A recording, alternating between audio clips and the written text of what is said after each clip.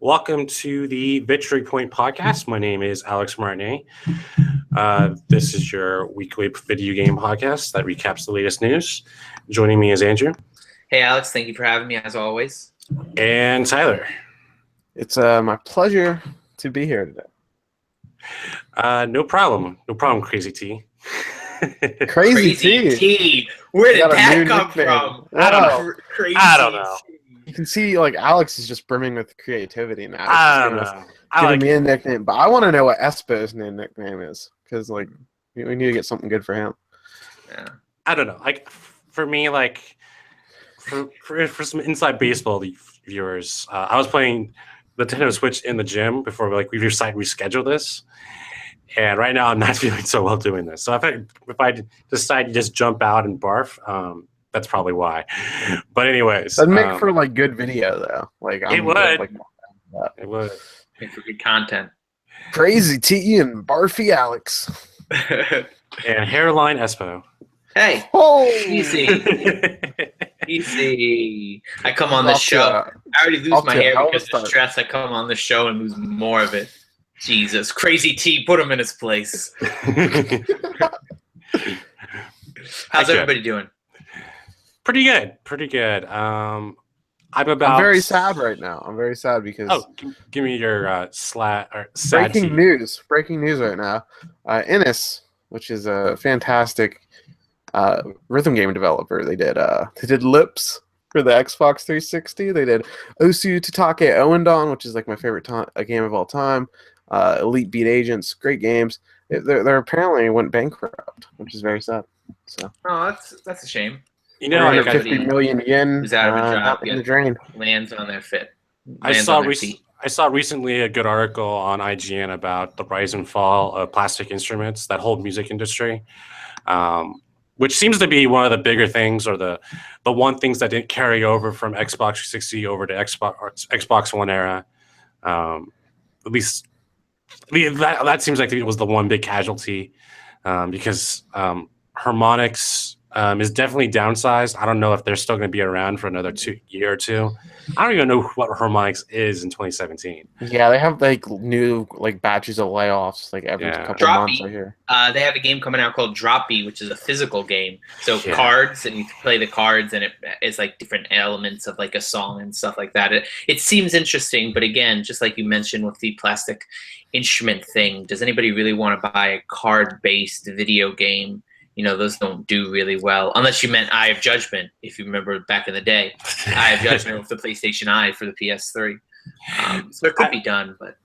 I forget who the hardware side of Harmonix was. Was it... Well, it was Red Octane, but then... Yeah, but now it's Mad Catz. But it was, because Mad Catz also... now they're... So when they try to... Nobody. It would basically... Yeah. There's nobody left. There's basically just excess stock. Because when they tried to do when they tried to do Rock Band 4, one of the stipulations for that was that Mad Catz was going to partly publish the game. So when that bombed, Mad Catz took a big hit too. Which is unfortunate because they also declared bankruptcy a couple weeks ago. It's a rough business. Yeah, very hard. Very, very, very hard business. And, I will say, rise and fall of the plastic instruments, but those games gave me a lot of joy throughout my high school years and even into college, There are some great games. You got to live out that hair rock fantasy that you always wanted to have, Yeah, and, I remember getting Rock Band. I got it at midnight, and, it was I was showing somebody a dead body in my car. I pulled up next to my buddy, and I go, hey, come check this out. And I popped the trunk, and there's just the whole Rock Band kit. And I'm like, bro, let's go. We're going. I was like, shh, let's go. And it was really good. I mean, I really enjoyed Rock Band. I think the drum kit quality of the first Rock Band was a little questionable, especially the foot pedal. Oh, yeah. So then they gave everybody this metal one after if you bought the original version of it. But I mean, those games are a lot of fun. And, I think they peaked with 3, and 4 is a good game. It's just, it's hard to iterate on that type of genre.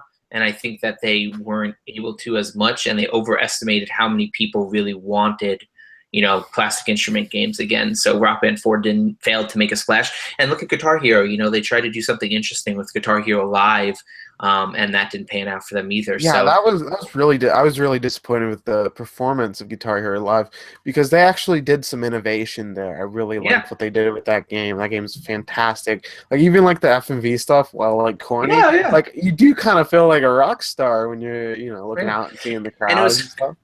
And it was cool because I liked Guitar Hero Live because from as a person who likes a challenge, it made me relearn the mechanics of a rhythm game. Because while Rock Band 4 was just like a glorified track pack, Guitar Hero Live, it was 2 rows of 3x2 keys, and it was like really interesting to relearn my brain and my fingers getting used to that. And they had like they had an ambitious, system of like essentially an MTV of their online structure. Was like, hey, you can spend a token to play one of these songs whenever you want, but all the content will be free. You just at specific times, which I thought was interesting. Yeah, a lot of really good ideas there just did not pan out commercially, which is we're seeing all too often now. I don't think Rock Band 4 really did come at the right time. It's just I think the market attitude towards what people wanted out of video game music kind of changed when Rocksmith came out. Rocksmith was a great game. It's the Ubisoft's equivalent. I think that was also I give Ubisoft a lot of credit because that came out, I think, after, was it World Tour, Guitar Hero World Tour, and around that time, the entire market changed for that, and they thought, but Rocksmith actually teaches you how to play the guitar and actually teaches you how to become a better guitarist. And Rocksmith's cool, Alex, but we're forgetting about the major titan of all these games, and that's Rock Revolution. Konami's game. Come on. What are you doing? Crazy T over here spouting out this nonsense. Rock Revolution. Dude. I remember that crazy drum set they had for it. Yes. It looks like a monster. It's crazy. Oh yeah, man. I wonder how much how much these drum sets are going for on eBay. It had like the triangle shaped ones on Amazon. Like the half circles. Yeah. On Amazon, you can get a Rock Revolution with the drum kit for less than $140 new. But if you want to go for used, you can get it for about $95. So if you want to really revolutionize your entertainment room, less than $100. Yeah, but definitely a cool thing. I mean, like we talked about, like Guitar Hero was a really cool franchise, and I remember when it first came out, people were nonsense. Then they found their stride with 2. And yeah, I mean, I'm glad that, even if it was just a phase, it was a really cool phase, and there was a lot of cool stuff that we did. Yeah, there it is. Yeah, we'll get into Prey in a little bit, but I want to kind of jump into the news that broke earlier this morning about Hitman, our game of the year of last year, and also our surprise of the year in a way too. Square Enix dropped the developer of Hitman, iOS Interactive. IO Interactive.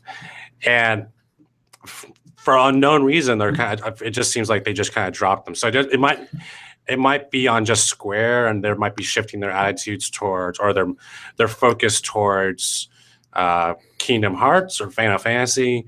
It sounded like they were disappointed with the sales that Hitman did, and it reminds me a lot of the Tomb Raider situation, because they went out and said that the Tomb Raider reboot was very disappointing, despite it selling like millions and millions of copies. 5 million. It seems like Square Enix has these outlandish expectations for their Western titles, while they spend like 10 years working on like a Kingdom Hearts 3 or a Final Fantasy 15, and then when profits are less than expected, they shift the blame on their Western studios instead of realizing, hey, maybe like Kingdom Hearts 3 shouldn't take 80 years to develop. And it is very interesting. It is a very interesting thing to note, is that IO Interactive, although Square Enix dropped them, they're essentially like a parent company to them. Another publisher can pick them up, whether it's an Activision, whether it's a big a Take-Two. So IO Interactive hopefully isn't going anywhere as long as they show that they have inherent value in the studio. Hopefully somebody will pick them up and they can. Yeah, you would think like with all the praise Hitman got, like they've obviously shown their chops as a studio. But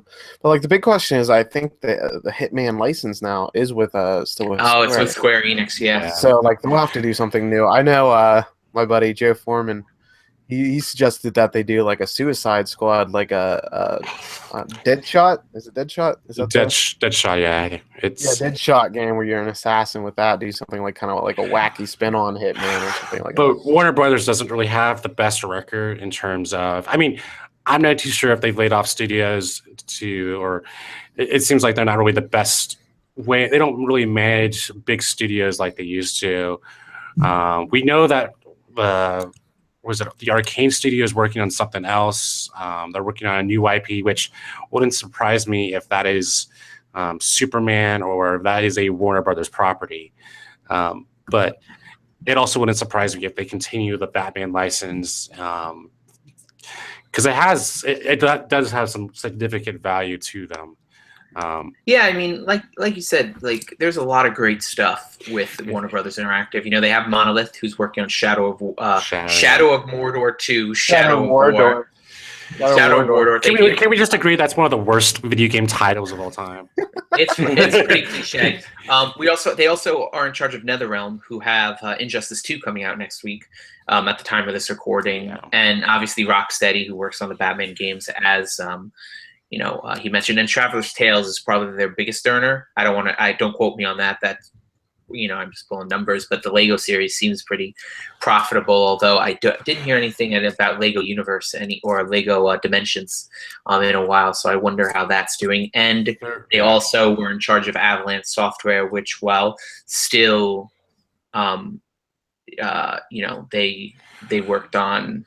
Yeah. We talked on the show about 3 months ago about how they were changing direction on Lego Dimensions, and I wouldn't be surprised if the last Lego sets for Lego Dimensions that's it. That's the end of the line. And like you said, perfectly. I mean, if it's a theme of the show, if you want to say, but another very physical, component-heavy genre of video games, the Toys to Life genre, and I think Nintendo really hit that nail on the head of essentially like, hey, these games aren't. You don't need these to necessarily play the game, but they're going to look good. And they're going to give you benefits in games more so than, hey, here's Spyro Skylanders or here's Disney Infinity. If you want to play a Sully, you need the Sully figure. Yeah. And I'd be very interested to see how the math and how the numbers pan out for those types of games, because inventory is very expensive and they don't want to have excess of it. And that's where they got burned with Rock Band, for instance, where nobody bought I don't want to say nobody, not enough people bought Rock Band 4. And now there's a lot of product just sitting on hardwares that they have to pay for. They have to pay stores to hold that hardware for them. So it's weird. And Andrew can really speak to inventory cost because that's why he has so little hair. Oh, it was too much to. Hey, but I'm rich. I'm rich. So like if I had a lot of hair, I'd have to pay the inventory cost. Yeah, it's cost effectiveness. It's very cost effective. In the flesh, right here. I just decided. I saw the bar graph went under a certain line. I turned to the CEO. I'm sorry. And I was like, I jest with nothing but love. I love it. I know. So you brought up Injustice 2. That's a game I saw at GDC, but it just seems like that game is kind of under the radar at the moment. I like it's coming in with like no hype, which is like kind of strange. You want to know? Yeah, you want to know hype. Alex, you finish your point first. I mean, like it just seems to me like I have a lot of questions regarding the microcurrency and the iOS app, the Android app just got released today, and there's a lot of questions about how that is integrated into the main game. NetherRealm loves that stuff. I remember playing Injustice 1 and Mortal Kombat 10 specifically, where it's a lot of, hey, do this on the iOS and you'll get an exclusive skin or an exclusive thing for the console version of that. And, you know, before what I was going to say was when you meant those microtransactions, like this is one of the worst or, you know, bad pre-order type things where it's like, hey, pre-order the game to get Darkseid, or you can buy them as DLC. Buy the 99 Ultimate Edition and you'll get 9 characters out of the gate that aren't available. It's not so much a season pass, it's more just characters that you have to pay for if you don't buy like the $100 edition. And I think that's kind of rough. I don't like that kind of stuff. I mean, that was the same way with Steep. Steep did kind of block off certain DLC to its season pass. And they have DLC. Thank you for reminding me. And they already announced the first character pack of 3 new heroes. Like the characters that are created, it's the most infamous example I use and I show people is there was a chart on Wikipedia for when Watch Dogs was coming out. And it's a ginormous chart of like, depending on where you pre-order and what you pre-order, like the editions and stuff, it's like a chart to show you everything you've got. And it feels that way with this game. And I was like, I'll be interesting to see if it carries over. Also, the game is very, like you said, the hook for Injustice 2, for those that know, is every part of the character, headgear, arm gear, chest gear, boots. They have, it's a loot game. So it's like you play a game, you level up, I don't know if they do loot chests or how it works, and you'll get like, hey, open the pack, and oh, you got new arms for Batman and a cowl for, you know, well, that would be Batman too, and like a Superman cape, and you know, it's like this movement is Superman's movement's up 0.0035%, and it's like the numbers game, and I look at it and I'm like, man, that just doesn't sound very fun to me. I mean, I know they did say that you can basically disable it for like competitive play, which is there is a competitive mode. But something they definitely had to do. But like, I wonder how that will be receptive. Will this keep players coming back for more, or will it just be like meddlesome, and will people just like, I don't want to deal with this? I don't think that's going to be the case. I think that if you have enough people, I think for newcomers, it's going to be very hard for them to get in. A lot of the charm with Injustice was that it had a surprisingly good, you know, single player campaign. It had a decent online day one, unlike Mortal Kombat 10. And then this seems like it doesn't really have both of those things. You can somewhat. Did any of you like keep up with that comic book series they did? Yeah, I did. I read the first 50 issues, and oh wow, oh my god, 50 issues? No. Honestly, I heard it was good. Honestly, it was the best Superman comic better than the first DC or the first 52 from DC. Oh, that's great to hear. That's cool. You know, jumping in, like, it's one of those things where we say that it won't have those things. I'm sure it will have that patented NetherRealm single player of you're going to play a bunch of the characters, both good and bad. You'll play like 1 or 2 battles of them, then hop to a new one and stuff like that. Obviously, speaking to the netcode, I can't say until that stress test. But if you think about it, NetherRealm's been on a roll. I mean, like Mortal Kombat 9, Injustice, and Mortal Kombat 10 are all great games. Alex mentioned they did have some connectivity issues in the PC version of Mortal Kombat 10 was pretty rough. Although it's great now. I have it on PC, like the Ultimate or Gold edition of it, and it looks beautiful. Do you have the XL? Or I don't think that ever came. XL. It's like the XL Gold Edition. All the DLC characters plays in 4K, which is beautiful. It's a beautiful looking game on the PC. But that being said, there's no PC version of this launching on Tuesday.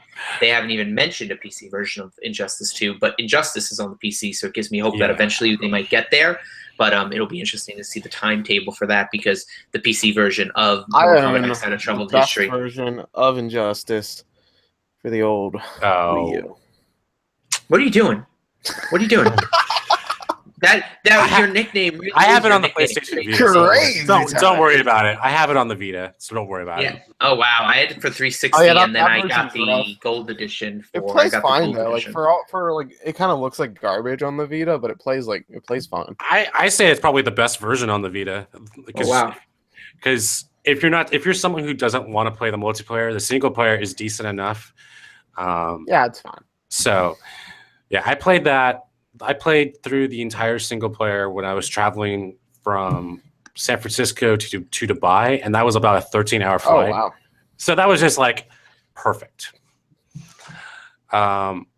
But yeah, See, I'm curious how they'll do the single player in Injustice 2, because like I'm sure it'll probably follow the same things that they've done with previous games, but like I wonder how they're gonna iterate on that, because they can't just like offer the same features and it be as impressive the second time around. So I wonder what like tricks up their sleeves, because I feel like a lot of the stuff they're introducing, like the gear and stuff, is gonna probably fall a little flat. So I'm curious like how they'll wow us this time, if they can. Like I totally agree with you. Like, what are the new mechanics? But like, the Injustice comic got really insane afterwards. Like, they started to include every hero, every villain. And Aquaman's still a badass. He's still a badass. But like, this game has a big roster of characters already. Yeah, but like, at a certain point, like, I think there's a time to like hit a reboot, and I think this is somewhat the reboot of that universe. I wonder how it sells. I mean, obviously, people love, superheroes. It's by Tom Taylor, who does the comic. So he's still writing the Injustice 2 game. So, or at least he has some direction about what his Injustice brand is. So if you love Tom Taylor and his writing, I'm sure that he'll have that edge to it. Like I would say the one thing that if you thought more movies should have consequences, or more superhero movies should have consequences and depth to it, like Logan, hopefully this has it, but it's just not going to have that surprise factor that I think the first one definitely had. Absolutely. And in all honesty, like I mentioned earlier, I think the single player will be like it will be good, but it will be nothing really more than just telling a comic booky story where you get to play as the majority of the characters in the game. And it'll switch your perspective, because they've been doing that since MK9 to pretty good success. If they really wanted to switch our perspectives, no, and then we'll have to get the Nintendo Switch. No. Crazy T.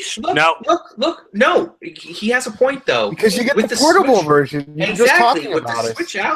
With the Switch out now, I think it would be tough, because I don't know what type of fighter it is. Because theoretically, you'd want to be able to split the Joy-Con and hand each other a Joy-Con, but the triggers might be the issue, because everything else should be mapped 1-to-1, but the triggers, I think, are like pull it off. I was gonna say, I think the triggers are heavy kick and heavy punch or something. So, but yeah, no, it's a great example for a Switch game. Pick it up, play a few rounds. Although then it'd be competing with the fighting game of the year, ARMS, which is coming out next month.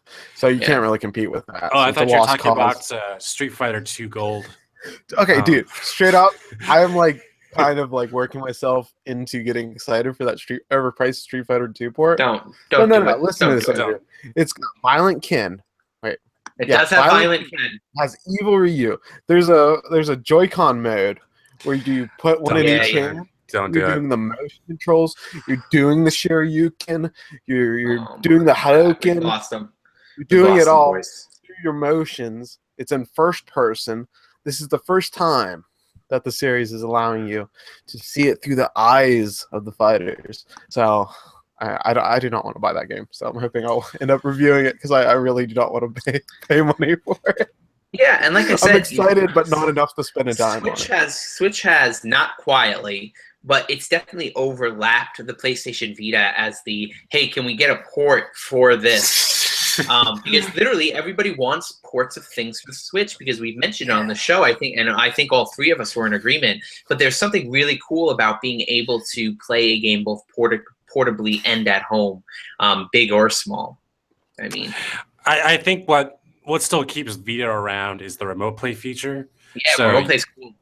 But that's probably the last. If they decide to cut support with remote play, I think that's the end of any support you're ever going to get with that. Look at Minecraft. They said this is the best version of Minecraft to buy, the Switch version, which came out on the day of this recording. They said that is the best version because it does have the portability factor. How is that Yeah. At least the best console version, at least. Yeah. Okay. Pocket Edition's great too. I've dabbled a little bit in the VR version too, which is pretty interesting. Have you done the AR version that they I've not done it. I was, dude. You think you're crazy, T? I was real close to pulling the trigger on a preview pair of Microsoft HoloLens. Oh my god, Andrew. I was real close to pulling the trigger of it, and I was like, I couldn't justify it at the time, but I was like, I think you should get it because then we can get some hands on with Little Conker, our boy Little Conker. Conker. I hope they release widen the FOV of that, because right now it's like this. So, the headset, it's up to here. The field of vision's here. So hopefully they can widen that and make it more immersive. What's the frame per second though? Oh no, FPS doesn't really. Yeah, FPS really doesn't matter too much for AR as of yet, because AR is more just like fun little. It's more just like it's Little Conker, and it's like, oh, Skype is in my peripheral vision now, so I can call Crazy T and see what he's up to today. Yeah. Well, that's the future. Anyway, quick VR minute. There's a bunch of good stuff. Alchemy Labs was actually just purchased by Google the other day. They handled the Rick and Morty VR game and Job Simulator, two wonderful VR experiences if you have a VR headset. So that's really cool to see. VR has been great. The Rick and Morty? Yeah, I played through it. It's about an hour and a half experience. Some might say $30 is a little too steep for it, but VR, it's still like the wild days of VR. People figuring out what to charge, what's the sweet spot. But if you love Rick and Morty or like that show, it's definitely a fun time. I feel like their production values as far as VR goes is so much far ahead than like most of the other ones. It's wonderful. But let's talk about the real VR. The real stuff we want to hear. Tell me about the two games that I kind of got you to buy on Steam. Oh yeah, the Doggy one, Puppy Doggy or Doggy VR. Puppy Doggy VR was 99 cents, and it's literally just you get the choice between 3 doggies, and you can pet them, and you can like basically grab them, and you could like pick up a dog food bowl and put it in front of them and just hang out at the house, because we've all played cats and dogs with a Z back in the day on our PCs, so you can relive that fantasy in VR, which is pretty good. Actually, it's not very good, but it's 99 cents. If you like doggies, go and check it out for 99 cents. Some sick memes. And then I forgot the other one that you had me check out, but it was like a Goaltender or something. Goaltender VR. So it's you having to block balls in your face, and that's essentially what it is? You're talking about a Thursday night. Yeah, and it was like that, and like Tyler oversold it as like, hey, this could have potential, like a next Headmaster, and I'm like, nah, man, this is somebody who made a Flash game and put it in VR, and that's cool. Maybe if they support it and stuff like that. Yeah, I was actually going to ask you, Tyler, the next big, quote unquote, big VR game. I still have to play Wilson's Heart, which is an Oculus exclusive that I'm very excited to try out. But the next really big VR game is Star Trek Bridge Crew. I know you have a PlayStation VR too. Oh, Farpoint. Yeah, Farpoint is next week. Yeah, next week with the bundled plastic peripheral. I really want to try that one too. Are you going to get Star Trek Bridge Crew? Because it's cross-compatible, so I can play my Oculus with your PlayStation VR. I'll at least run it. Cool, yeah. Sure. So we'll have to definitely try that one out and yell at each other. I'm really excited for Farpoint. I keep hearing like positive impressions about it. That's also co-op. We should play through that one co-op if you get it. It's kind of. I feel like it's kind of corny with the having to get that little plastic thing. Yeah, the plastic thing. But I've heard like it's really immersive, like having that gun. So that's like, good. That's very important for VR. While it may make me laugh, like when I'm looking at some dorks at a convention use it, like if like the player's having fun, it doesn't matter. You already look like a big doofus with a headset on. So like, thanks. No. But like you feel so cool when you're playing it, so it pays off. So like, yeah, you look a little goofy, but if you're having fun, it doesn't matter. Yeah, PlayStation VR is a wonderful entry to VR if you're thinking about getting it and you have a PlayStation 4. And it's slowly getting like a really good lineup of games too. Like it keeps building. There's not like huge releases every month, but there have been like a couple cool games, and there's more on the way. I hope they support it too. I hope they support it, continuously support it. Will make or break it, I feel. Like if they like announce a lot of great games for PlayStation VR, then I feel like it could have a real thing. Because I feel strongly that this December should be like second launch for it. Like they should really push hard for it. So. I hope so. You know, I know they launched with some games that just fell off, like Rigs and stuff like that, but I'm not. I don't think it's too soon for VR. I don't think the games are quite at that quality yet, and in general, I don't think the tech is at that quality. Well, yet. I think we need. Alex, Did we not just talk about Puppy Doji VR? Hey, I'm not saying that. I'm not saying there's potential. I'm just saying that like for AAA experiences to hit the mass, I don't think it. I think we're about. Maybe it's a double-edged sword. It's a double-edged sword. How can you convince developers to develop in VR if you can't convince them that there are enough headsets out there to develop for? I'm saying the legacy of PSVR and Oculus is that's when there was actually a market for the first time, but like that was not a mass market. That was just a limited market. Oh, absolutely not. This is a niche. This is a niche market. That's all I'm saying. There's about 750,000 Oculus headsets out there. Yeah, maybe a million if you're stretching it. 1.3, something like that. Yeah. So like it's a very niche market, but it's one of those things where like you have to make good games for people to like. Look, Capcom Resident Evil 7 is one of the best VR experiences that you can have. I've heard some really good things about it. Yeah. Yeah, it's just one of those things where like, what's the next Resident Evil 7? Tyler Crazy T mentioned Farpoint. And Star Trek Bridge Crew is going to be a huge one, which I'm really excited for. You make a really good point, Andrew, as like putting it that it's like the chicken or the egg. Like you can't have the high quality games without there being VR and vice versa. And I think we're slowly edging to that, and it'll be telling if this turns out to be a fad or if this is the next step. And I do believe that like VR will be a consistent presence going forward. In regards to Bridge Crew, I did play that a while ago, and unless there is multiplayer and unless there is, like that's like the big thing about it. There's online multiplayer, which is very important because you do need at least 5 people on your crew to like manage each role. Tyler. Let's go. Someone needs to be like the guy who handles the weapons, and someone needs to be the scientist who handles the engineering bay. And make no mistake, this is the Wild West of VR. We are still in, if this is the Marvel Cinematic Universe, this is definitely the phase 1 of VR. These headsets are going to get better, they're going to get cheaper, and once those happen, the phase 2s, I think even more people will be quick to adopt. Because remember, when I bought my Oculus, you need a $1,000+ computer to run it. Not the case anymore. They lowered the requirements to like I think a GTX 960 now instead of the 970 that was when I jumped in. And you can get an Oculus N Touch for $600 when the headset alone was $600 for me. So make it cheaper, make it better. I would love to see wireless one day. I know Vive is working on like a wireless pack that lasts about 45 minutes, which is really cool. So slowly and surely get incremental improvements to these things. You're absolutely right. But if you look at even like Sony's first-party studios, I think the only thing they have invested is maybe like 1 game, maybe 2 games as a first party. So they're still kind of waiting for that market to develop and merge. And again, video games are a very hard business, as we mentioned in the other show. Hitman won multiple Game of the Year awards, sold decently, and it still didn't do well enough for Square Enix to consider keeping IO Interactive on the docket. And now we're talking about VR, which is like such a smaller section. So, hopefully I think those AAA, I think those big games will continuously come. Yeah. And I'm excited for it because Wilson's Heart, I heard amazing things about. I just need to get a chance. Lone Echo is coming from the guys at Ready at Dawn, who did God of War for the PlayStation Vita and The Order 1886. So I'm excited to see.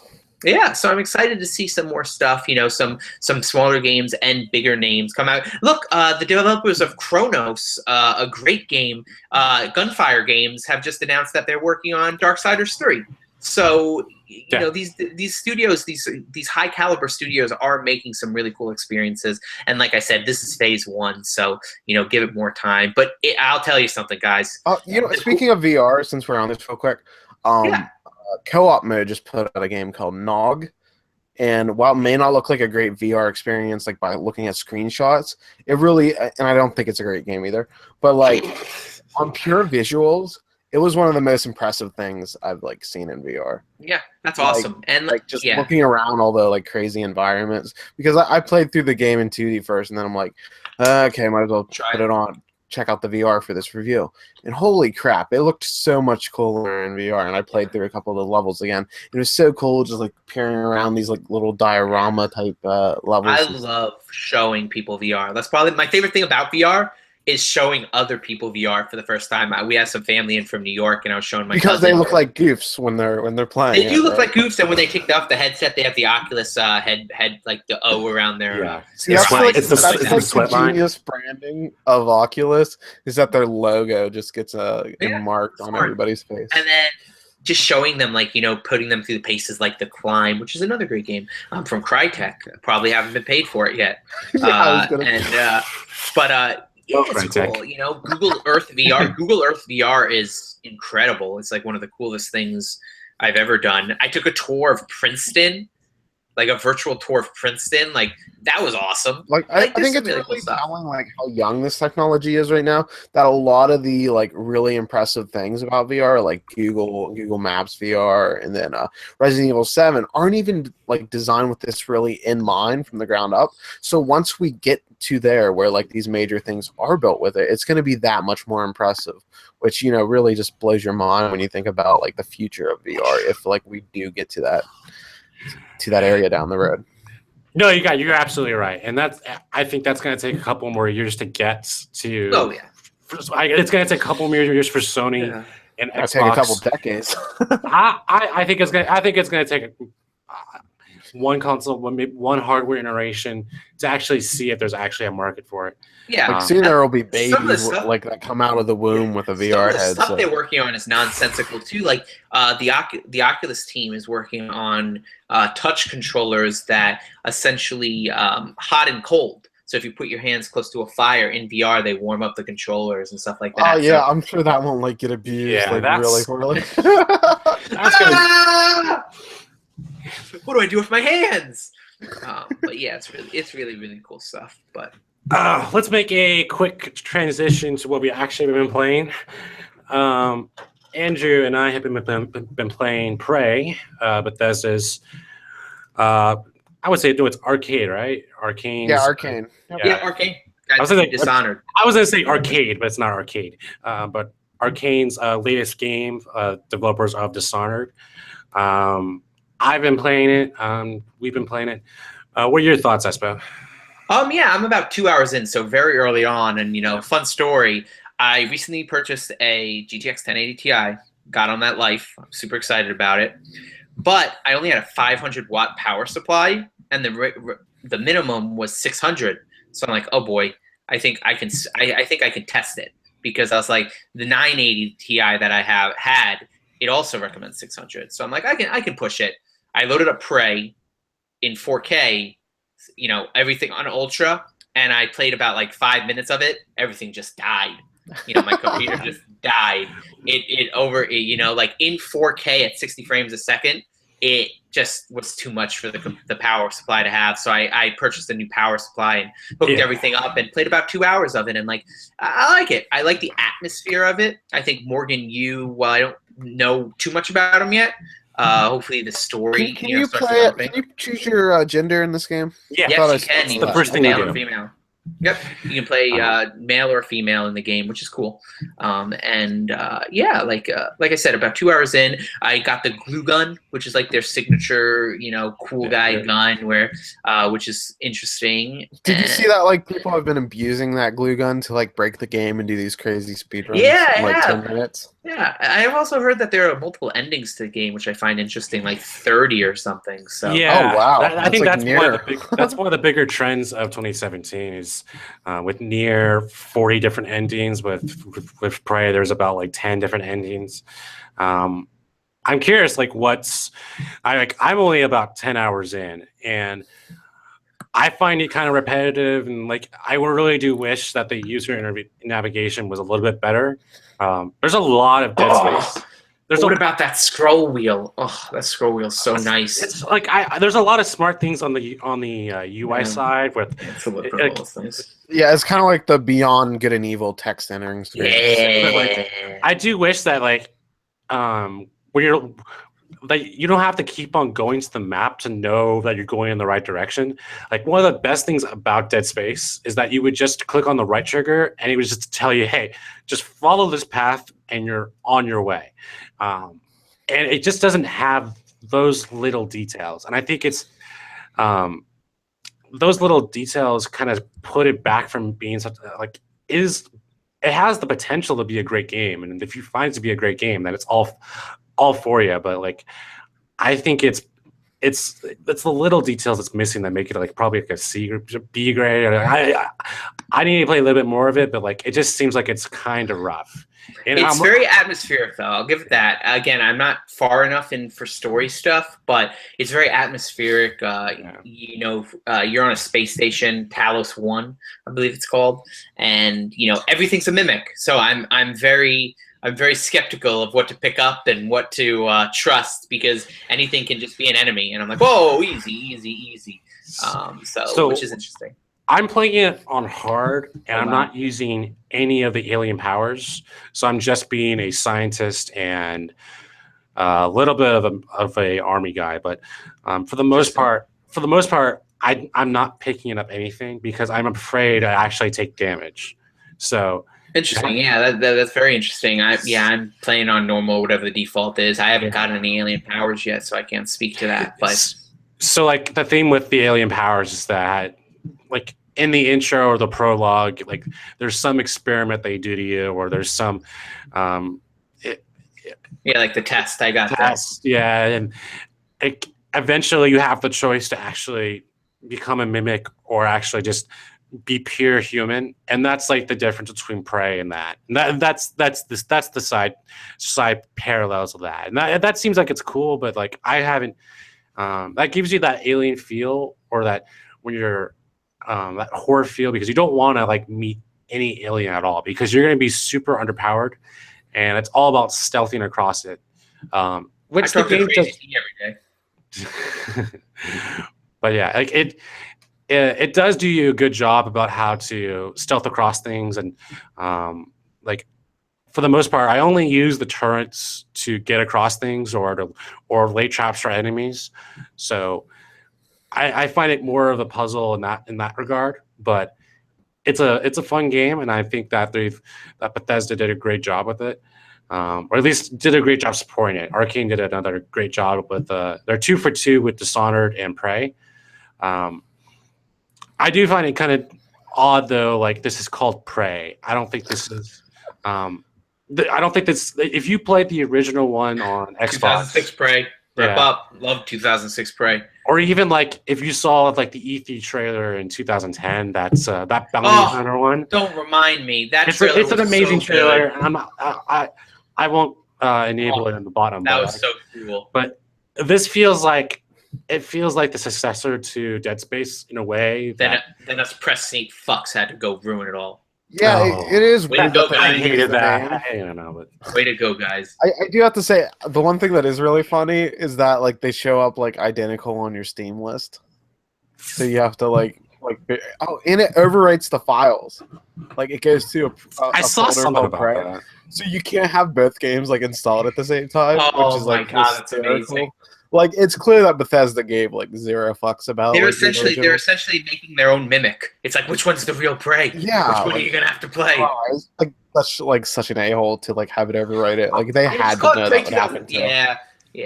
It wouldn't surprise me that if Steam decides to change that, just because I get that.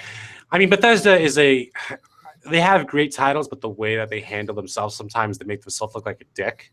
Like constantly, they made Phoenix Rage change their name because they had Rage in it. They just had that one game with Prey to the Gods. Yeah, they had to change their name. It's like, they're just the worst company, but they make great games. Or I think Scrolls or was it Minecraft Scrolls? And then Scrolls. Yep. Like I can understand that one because it's in the damn name. But come on. Yeah, I don't know. It's wild. Like, they're really lucky that they make like fantastic games. Otherwise, like, people would be happy to see them fail. Otherwise, I am like curious, like if there's going to be any DLC for this. E3 is indeed next month. That's only about 3 weeks away. The pedagogy probably says no, in a sense of, if you looked at Doom, if you looked at Dishonored 2, both Bethesda published, both Arcane and in Doom's case id, not really a lot of single player content. Granted, play is so is Dishonored 2. So, but remember that my big lock this year was Doom DLC. So yes, it was big lock. Big lock.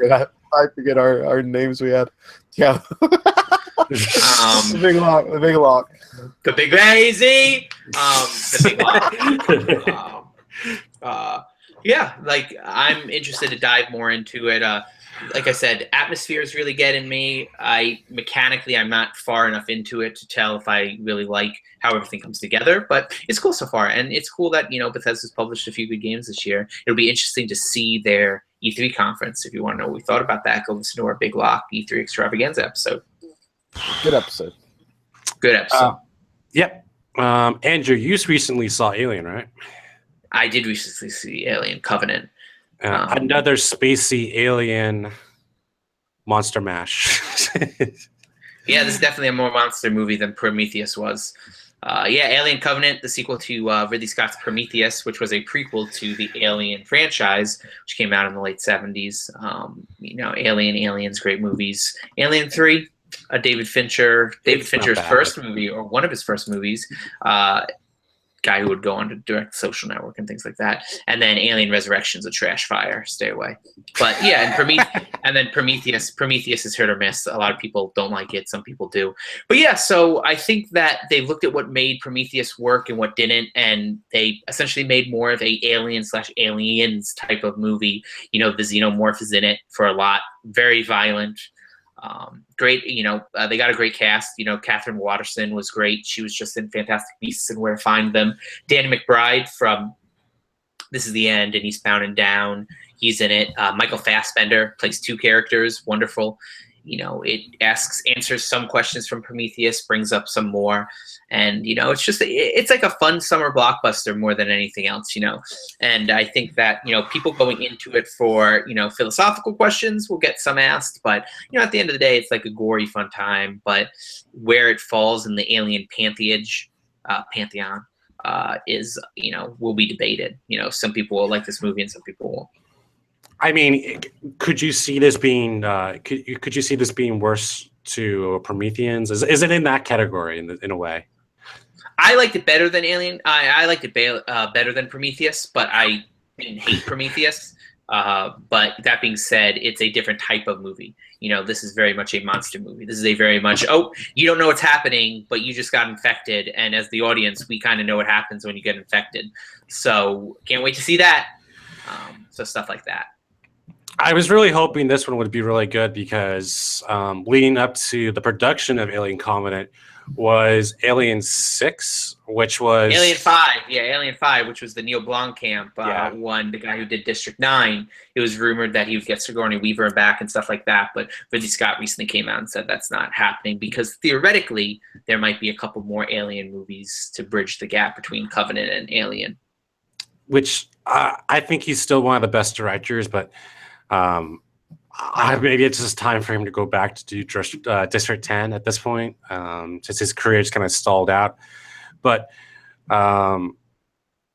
what did you like mostly about Covenant? Is it just that it resets the franchise in a way? Is that what I'm kind of getting? No, it definitely does not reset the franchise. It's definitely a sequel to Prometheus. Although, interestingly enough, there's two YouTube videos online. One's called Last Supper, which they're both prologues. One's called Last Supper. It introduces you to the crew before the beginning of this film, James Franco. And another one, but the other one is only about 2 minutes. It's a really weird tie-in for Ubisoft to lock up to have them all playing the crew. And then there's one that bridges the gap between Prometheus and Alien Covenant, which is, I thought, a bold strategy, Cotton. which is just really interesting for a 2-minute YouTube video to essentially say, hey, watch this and understand why this links Prometheus to this film. And then you get to watch Alien Covenant and you're like, oh, okay, sure, why not? I mean, I think that's bad storytelling if that's all.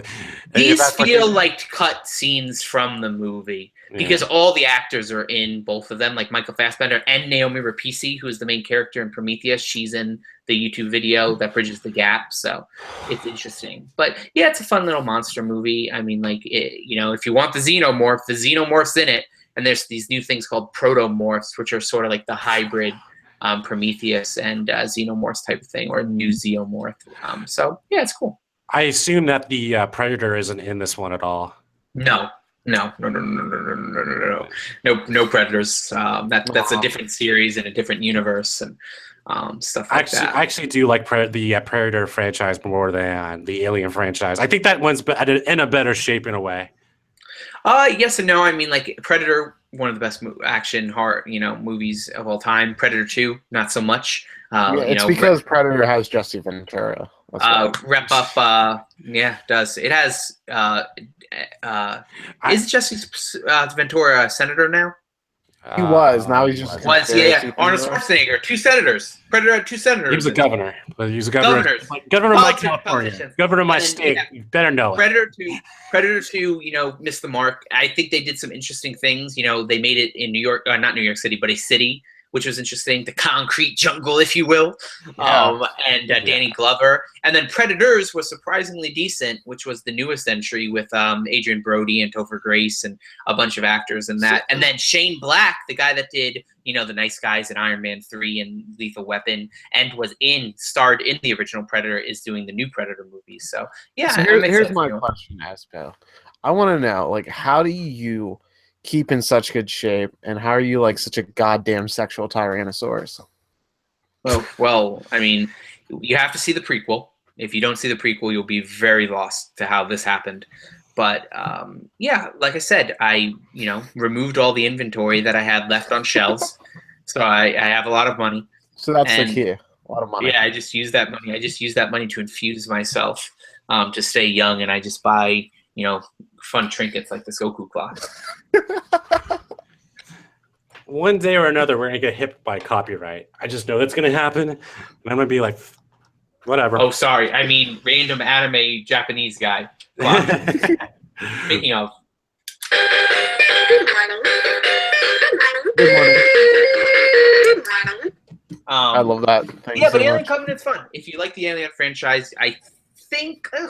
If you're a diehard Alien person, you might take umbrage with some of the stuff that happens in this movie. But, if you're a fan of, like, what Alien is, I think you'll enjoy it. And, if you just want, like, lots of blood and, this is a very mean movie.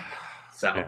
I think that the Alien franchise has had more of a technology impact in terms, it seems like Alien doesn't really hold up as well as it does now. I haven't watched it in a long time, but 1 and 2 are significant, like in terms of what they meant at that time. Yeah, and they're different movies. They're different types of movies. 1 is a horror movie. 2 is an action movie. It has that horror element to it, though. Of course, they're gigantic monsters chasing you and trying to. Their spit is acid. Yes, it is sort of a horror movie too, but it's a much more of an action movie. Aliens than Alien. Alien is very Jaws in space.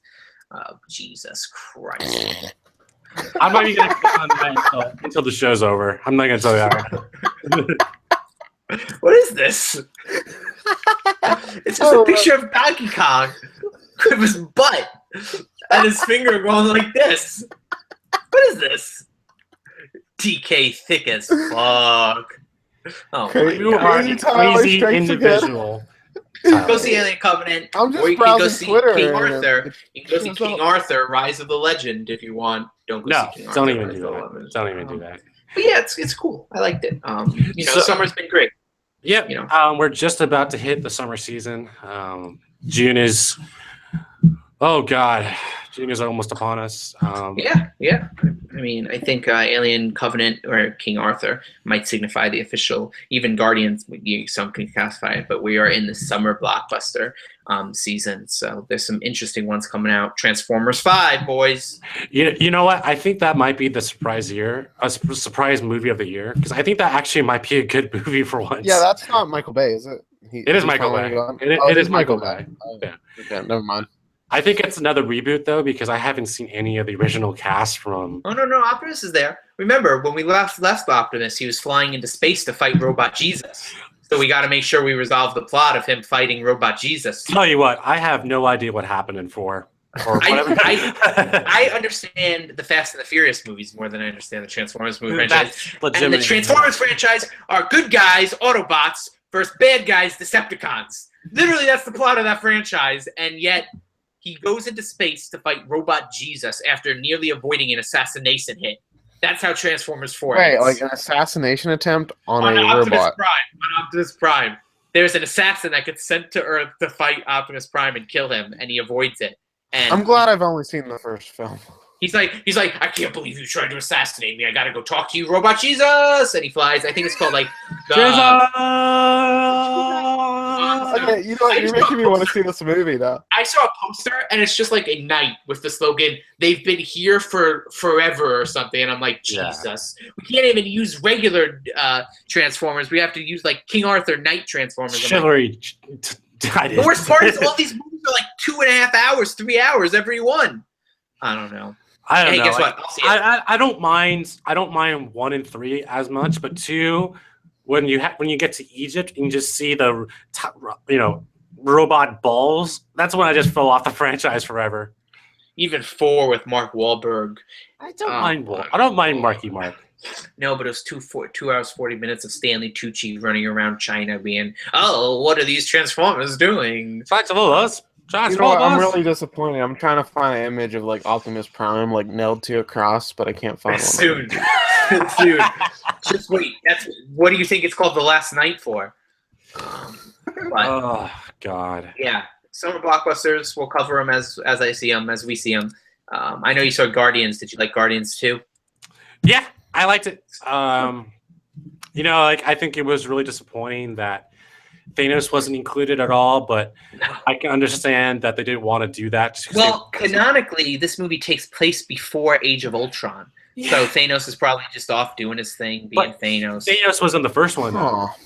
Yeah, he was the post-credit stinger, or he was the credit stinger at the end. No, he was in the first one. He was whatever sister of Thanos.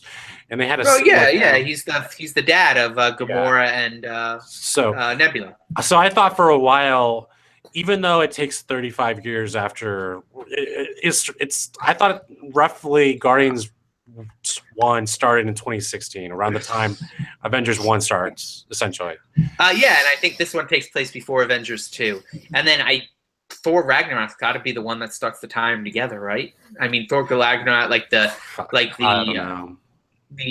feel like the tone of that movie is very Guardians-esque, so I can definitely see them maybe making an appearance or something like that. But yeah, I mean, I like Guardians 2. My favorite part about Guardians 2 is that they made Stan Lee a canonical character in the Marvel universe, which is just awesome. Who's his character? It's the Invisible Man or something like that. Well, no, he was talking to the Watchers, which are the guys that watch over all of it. But he's just like every cameo that he has. It's just cool to think of like Stan Lee as like this cosmic character who's been in every Marvel movie and not just like as a cameo for fun. So that's cool. And there are some things I liked about Guardians 2 and some things I didn't. I liked his line about the post office man. I'm like, oh, that must be a Fantastic Four reference. I'm like, oh, they're gonna take that away from Fox again, aren't they? I'm like, probably not. I don't want to say ever, but I don't think we'll see a Fantastic Four movie for a very, very long time. Oh, that's probably never gonna happen, especially after the last one. No, I'm not even trying, Tyler. Don't even. Can you please, oh my God, can you please to start winding this thing down so I can not look at any of these memes? Please, just click the latest image. It's genuinely the cutest. I saw it. No, it's very cute. It's very cute. No memes. He will not look at your memes. Wait, don't click the second to last one because that's just a dude's like Optimus Prime tattoo that goes down to his butt, and he has his butt cheeks out. It's kind of gross. But I think I gave you the right nickname, even though I came up with them in 2 minutes. Right? Yeah. Crazy T. Oh, that old Crazy T. So, if you would have called me Normal T at the start of this episode, we would have had a totally different dynamic on this podcast. I would have been a irresponsible adult who would have never linked to any of these terrible things. Responsible. I am disappointed in my own self for even asking you to be on this show. And it's like Schrodinger's cat. So disappointed. You don't find out if he's crazy T or not until the podcast occurs. All right. Responsible adult as he sits here sending us pictures of Optimus Prime butts. 3 weeks till E3, so probably next week we'll probably do something like a summer movie wrap up or summer movie preview. 3 weeks E3. Yeah. Get in there. Oh boy. And I'm looking E3 is coming up soon. Yep. It's nice that things are on Sunday, which is nice, and then Sony's Monday night. Yeah, I'm flying into LA on Saturday, and I'm gonna be there until Thursday because I don't want to be there all day on Friday.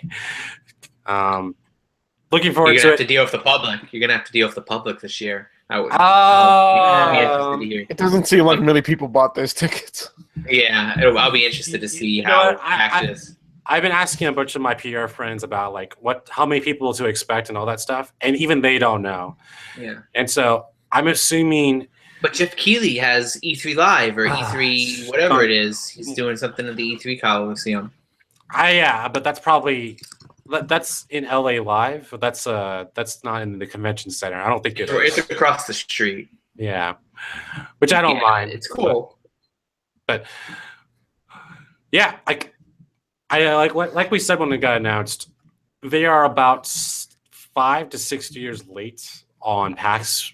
Just in terms of me opening up to the convention, opening to the public, and a lot of third-party, first-party publishers have moved over to San Diego Comic-Con because, San Diego Comic-Con is the biggest convention in North America by far, at least on the West Coast. I can't really compare that to PAX East, but in terms of its popularity and in terms of its what it's meant, a lot of publishers have moved over to their attention towards San Diego Comic-Con rather than look at E3.